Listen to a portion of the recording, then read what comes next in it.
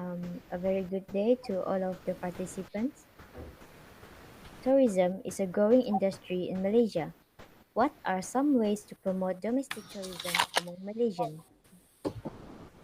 I, as candidate A, my opinion is having extensive promotion through the media will promote domestic tourism among Malaysians. These media, such as social media, are very important in this era. We could not survive without social media today because in social media it allows news to travel fast no matter where we are or what time in what time zone we are. So I'm sure most of Malaysians have TikToks or maybe Facebook to read the daily news of Malaysian daily of Malaysian news. So um,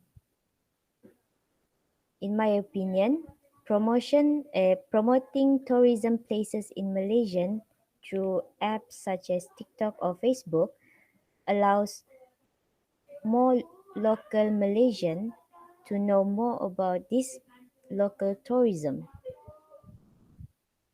Besides, um, social media allows us to expand our creativity in making a poster or video about um, about domestic tourism.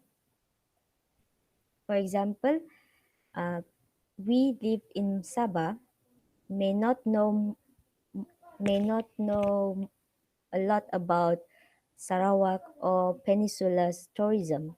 So with these apps, some tourism guide or maybe a promoter will promote this local tourism spot for us to travel there and support our economical through traveling in domestic tourism. That's all for me. Now I would like to pass to candidate B. Thanks. Wait, let me take. Okay, thank you, candidate A, for that opinion. And now I will share my opinion about we could having special discounts for social holidays. Holidays mean everyone has free times, and students, teachers, they don't have school days. Also, that mean we also have like people they have holidays for work, meaning it is a perfect time for students, teachers to spend their time with their family by traveling around local areas or internationally.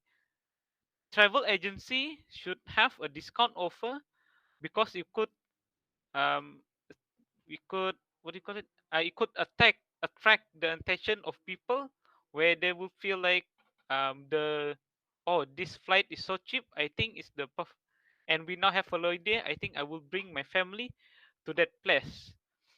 And there is a lot of place that we could do for these special discounts, like Mount Kinabalu in Sabah, which is the tallest mountain in Malaysia. We could go there, and it's actually best for people who are interested in mountain climbing.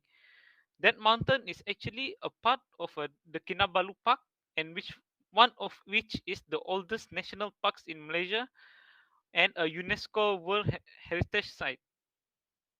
I think that by having special discounts on this type of place would uh make families would travel even more to to this place and spend the money on by traveling around.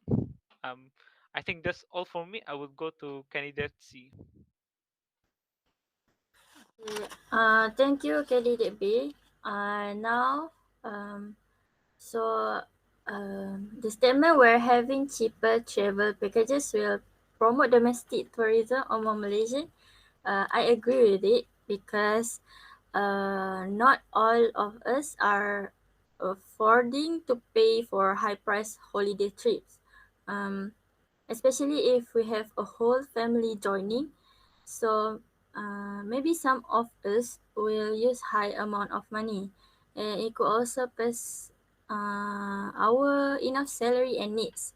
So, with having cheaper travel packages, where, where there is high quality offer and beautiful place and accommodation, along with activities and so on, it will help to improve our domestic tourism economical rate.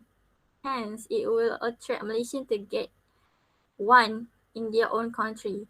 So, mm, when there is a budget to a vacation, all inclusive deals are the best option. So for a low price, the holiday packages will feature round trip airfare, luxurious rooms, meals and drinks, and resort activities. So these cheap travel deals, you don't have to spend on anything else except when you want to take a walk or to go shopping. But we need to be aware, as we can also be subjected to sale pitches to buy timeshares by low price package. So your heaven dream might turn into a nightmare if you realize it's not like what you have seen before. Uh, so another disadvantage of taking cheap travel packages is that everything you do has to be paid for, and some of it also have limited access to activities. So if you're not careful, a vacation that would help you to get away from it all may actually turn into a vacation that is restrictive and more costly. So I think that's all from me. So I will pass to candidate D. Thank you. Okay, thank you, candidate D. I'm candidate D. Okay, for my point, I'll be elaborating about the point where having yearly tourism fairs will promote domestic tourism among Malaysians.